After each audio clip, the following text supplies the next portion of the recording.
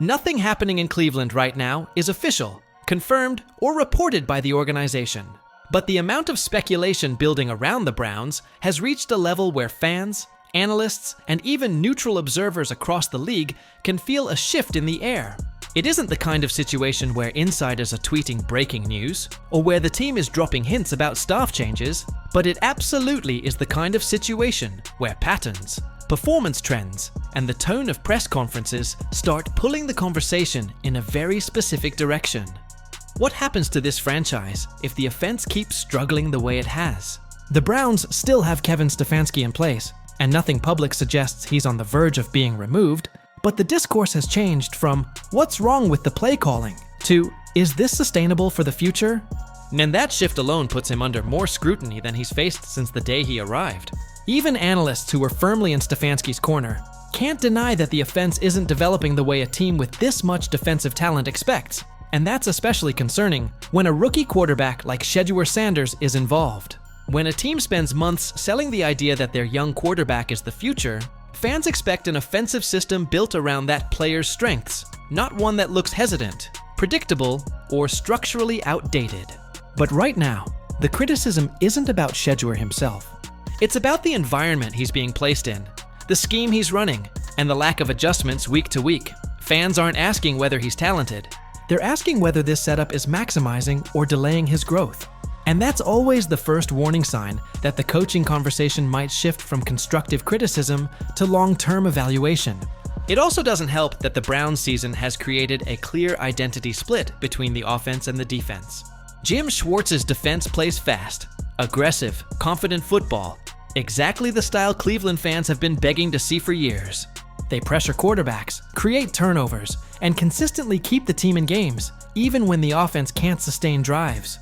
When one side of the ball is producing top-tier results, and the other side is struggling to reach even basic consistency, fans naturally gravitate toward the side that looks like it has answers. That doesn't mean anything is changing right now, but it does change how people talk about potential future roles and structure.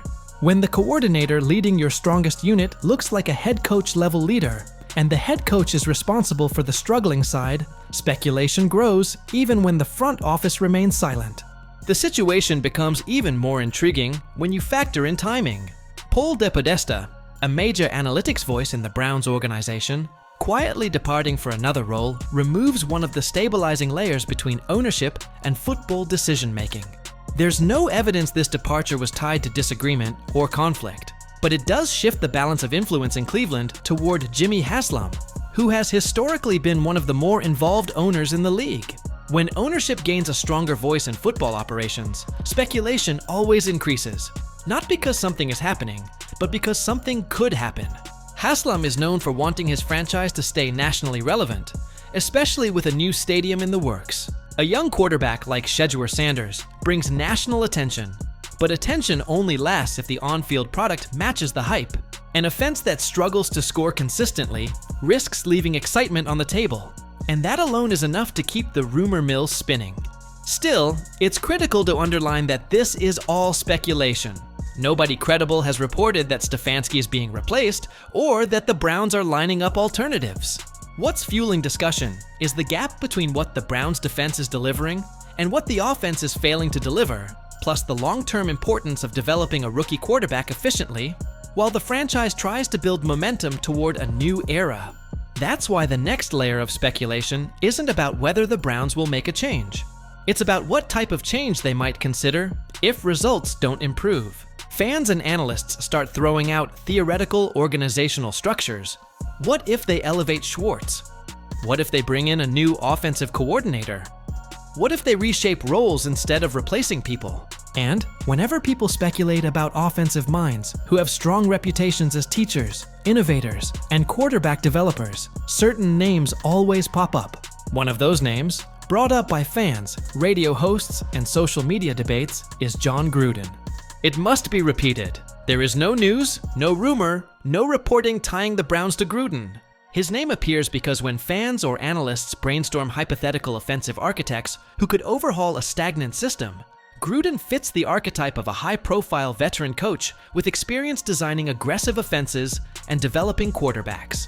His reputation, controversial as it is, creates strong reactions, which is why his name gets thrown into conversations about struggling offenses even if no team is considering him. Gruden's past success with quarterbacks, combined with his notoriety, makes him the type of theoretical figure fans use when exploring what-if scenarios, not someone tied to actual Browns decision-making.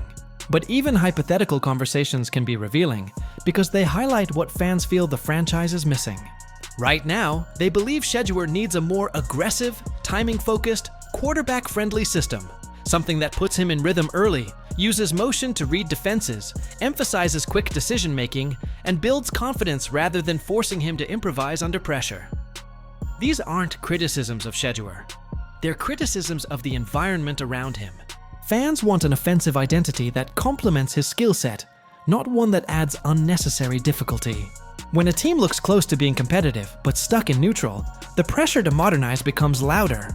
That's why the speculation keeps growing, even without any official movement behind the scenes. The public knows this roster isn't that far off from being something meaningful, and the concern is that the window might start to shrink if the offense doesn't evolve fast enough.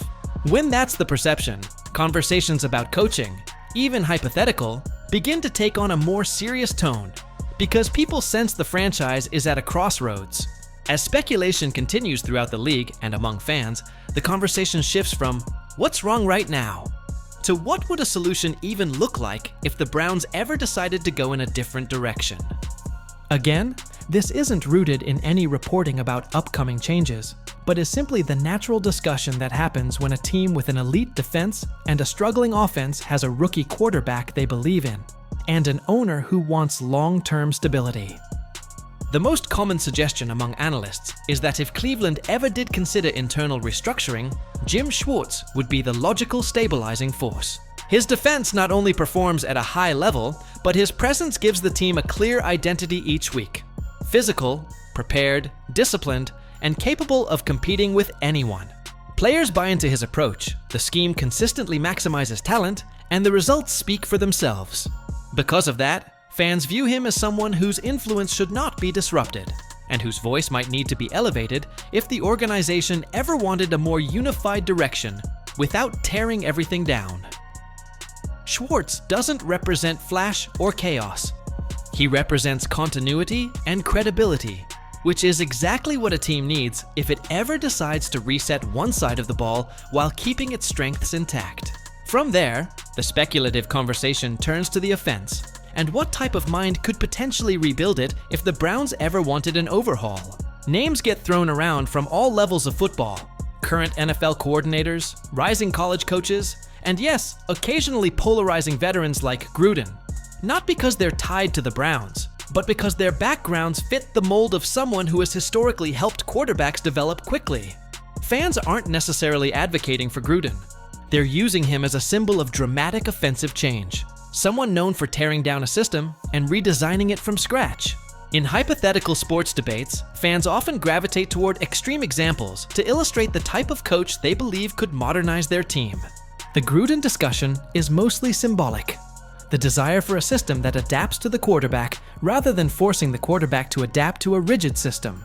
In these speculative scenarios, the focus always returns to Shedeur Sanders, because the direction of the franchise ultimately revolves around his development. He is the centerpiece of the Browns' future, not just because of his talent, but because of the potential he represents.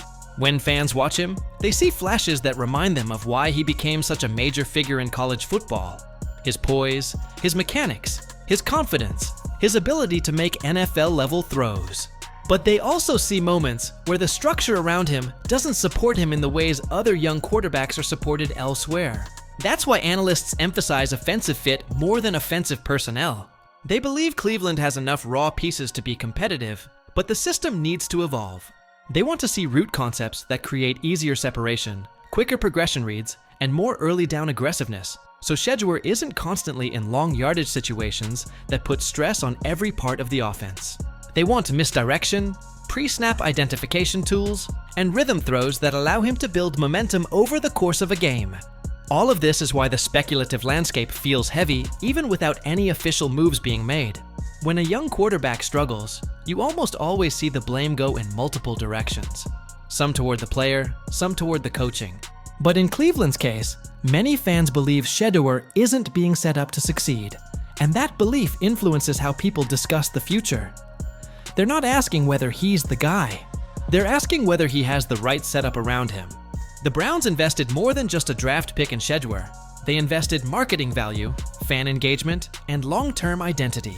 When that happens, the pressure to support the quarterback doesn't just come from football logic, it comes from business logic too. A new stadium makes this pressure even stronger. Teams launching new venues almost always try to create strong on-field momentum beforehand because it leads to ticket sales, sponsorships, and season ticket excitement. If the Browns want to enter that new building with energy, the offense needs a plan that fans believe in. That doesn't mean firing anyone is the right answer, but it does mean the organization can't ignore the on-field concerns.